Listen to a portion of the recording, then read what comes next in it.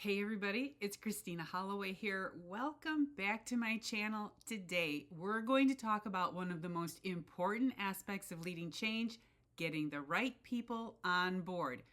No matter how great your change initiative is, it will fail if you don't have the right support.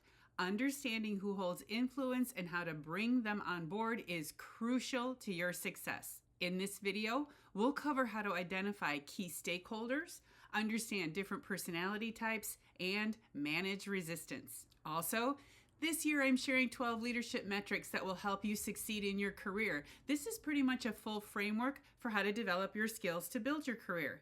This month, we're talking about leading change. You can catch up on all of the videos in the playlists on my YouTube channel. Everything is linked below in the description. Make sure to check it out. Real quick, if you enjoy this content and want to learn more about how to make power moves in your career, make sure to follow my channel and hit the notification bell so you never miss a video from me. All right, so let's get started. Number 1, identifying key stakeholders. So let's start by identifying who your key stakeholders are. In any change initiative, stakeholders include people who have decision-making power, influence, or are directly impacted by the change. This could be your boss, peers, department heads, or even people outside your department who have sway over resources or approvals. A key part of this process is evaluating who holds the most influence over the project's success.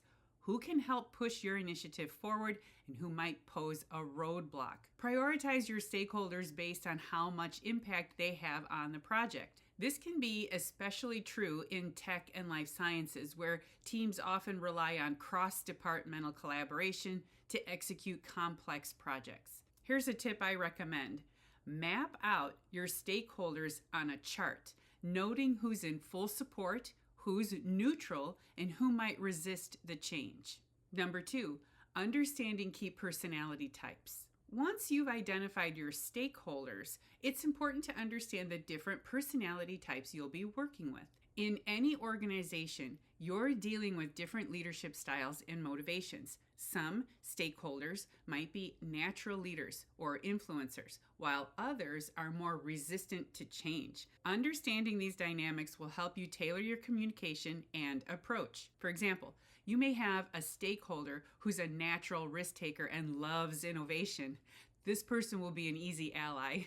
But you might also have someone who's more risk averse and resistant to change, needing more assurance that the project won't disrupt the current flow. So here's a quick story about a client I worked with who was managing a tech project. One of her key stakeholders was resistant to changing the current system, even though it was outdated. After understanding his fear of disruption, she adapted her message to show how the change would minimize risks while still improving efficiency.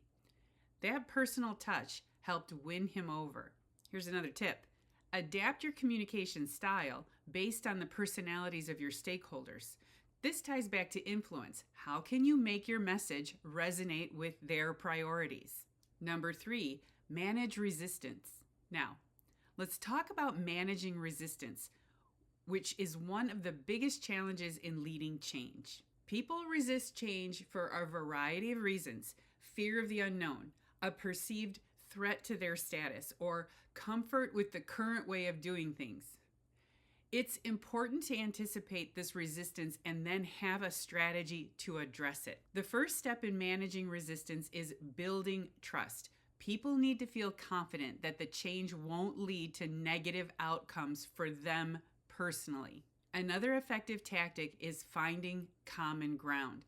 Show them how the change benefits the organization as a whole, or better yet, how it can make their job easier or more impactful. And of course, this is where influence comes in. By understanding the motivations of your resistors, you can craft a message that addresses their concerns while still pushing your initiative forward. Here's an example in my own experience. I've seen situations where resistance came from fear of losing control.